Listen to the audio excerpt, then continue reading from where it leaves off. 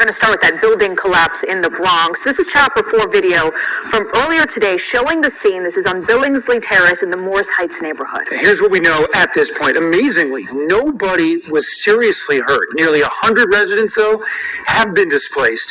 And a report from the Department of Buildings shows there were 7 open violations on that building related to the facade and scaffolding.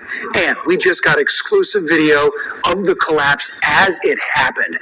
Look at this. You're watching a camera from an MTA bus, and you see a part of that building. It just falls right into the street there.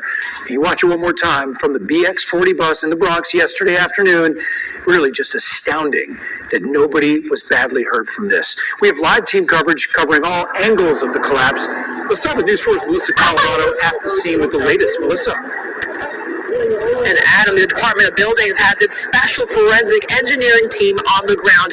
At one point earlier today, we saw an engineer wearing a hard hat enter that 6th floor apartment you see right behind me, the one where the floor is essentially dangling. DOB says the team is in place to prepare for emergency demolition of the building's collapsed corner. An inspector wearing a hard hat examines one of the corner rooms that collapsed into a 12-foot pile of debris in the Morris Heights section of the Bronx. It's miraculous that we did not lose lives, and thank God we didn't. With everyone accounted for, the city now shifting its focus to the structural integrity of the 7-story apartment building. What the and whether it needs to be demolished altogether. It's a scary thing, the infrastructure in the Bronx. No one really cares about the Bronx, so it was bound to happen, Residents of 1915 Billingsley Terrace ran out with the clothes on their backs and are waiting for any word on when they will be allowed inside to retrieve their belongings. Julio Almonte lives on the 4th floor. The building have a lot of complaints. For all the tenants, give it a lot of complaint because the super and the landlord don't fix the building, don't fix nothing. Narcisio Tejada lives on the 2nd floor and told us his living room had growing cracks on the walls. About a month ago, he says his mounted TV fell because the wall was in such poor shape. Realmente ese building tiene muchos problemas. As agencies work together to figure out the future of the building that was home to nearly 140 people. See if we can eventually move people back in at some point. There's a lot of work that needs to be done. Residents unsure if they will ever feel safe returning to their homes. I don't know. I don't know what we're going to do in Christmas. I don't know.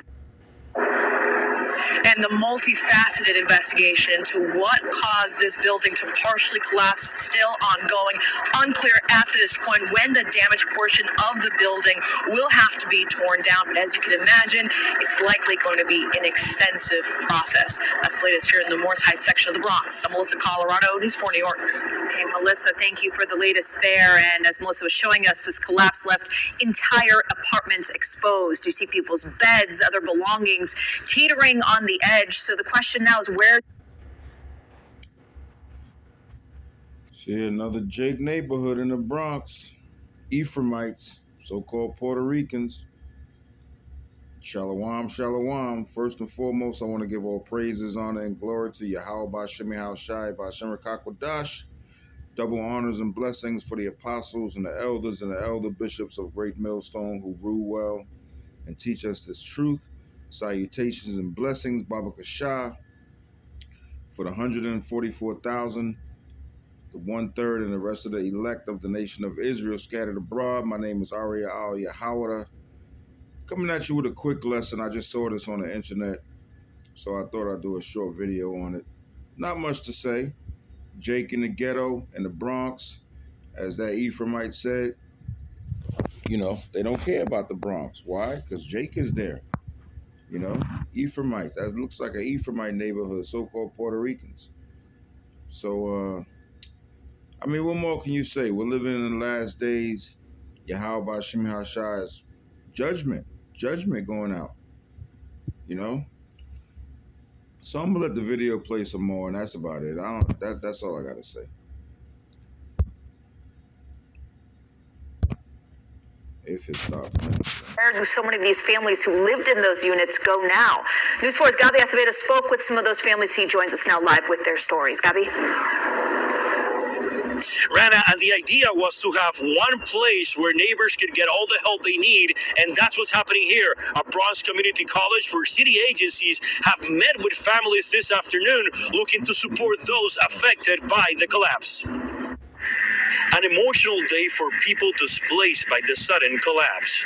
Devastated.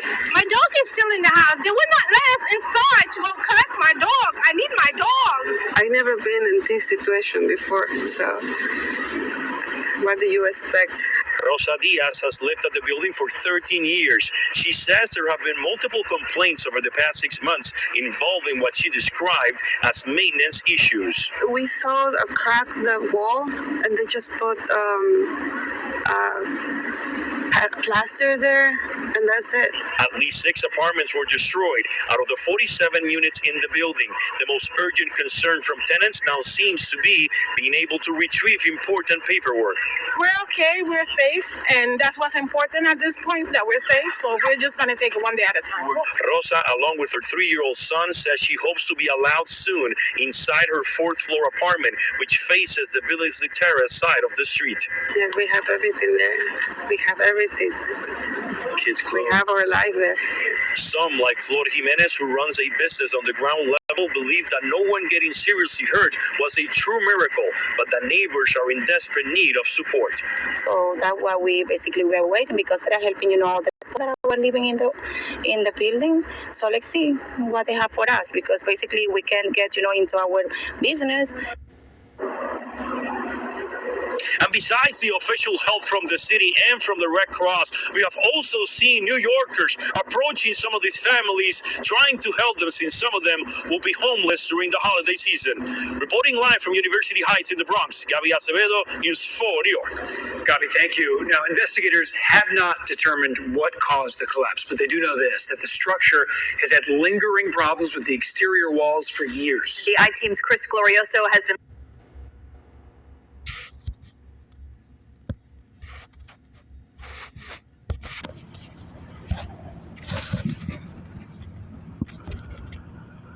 looking deeper into the building's inspection reports. He joins us now live from the newsroom with that part of the story for us. Chris? Well, Rana, Adams, city records show this building's own private engineer felt the condition of the masonry on this building was unsafe. Now, that unsafe designation does not mean the building was going to fall down, but it raised the question, what was going on beneath the bricks, and why didn't anyone seem to notice? When 2 corner walls of this 7-story building came crashing down, it was a shock to the neighborhood. We see the whole building just fell down. But owners of the building on Billingsley Terrace had known for years their facade walls were in serious need of repair. The I-Team combed through technical inspection reports filed by the building's engineer, and we found this, a report from that engineer citing numerous masonry defects, like cracks under windows, spalling mortar, and cracked masonry along joints on the roof. The engineer even found a faulty joint along the corner of the building that collapsed. The engineer deemed the building facade unsafe 2 years in a row. We're a city of millions of buildings and 500-something inspectors. At a news conference Tuesday, the Adams administration cautioned labeling the building's facade unsafe didn't mean the building was structurally unstable. Still, the delay in fixing exterior walls could have led to a delay in noticing more fundamental problems. The building's owner, a company called 1915 Realty LLC, wrote this letter in 2020 asking to postpone repairs due to the COVID-19 pandemic. And then there was another request to delay in 2021, but the owner anticipated the project would be completed within 12 months. That would have been a full year ago, but still no record of the problems repaired. The Adams administration currently pushing for escalating fines to encourage buildings to fix facade problems faster. Right now, putting the scaffolding up and accruing those fines becomes the cost of doing business. We reached out, but unable to contact the building owner for comment today. The building's engineer also did not return our email or phone call. We should stress again, though, that engineer's report only applied to the exterior walls and made no conclusions about the overall building stability. Back to you.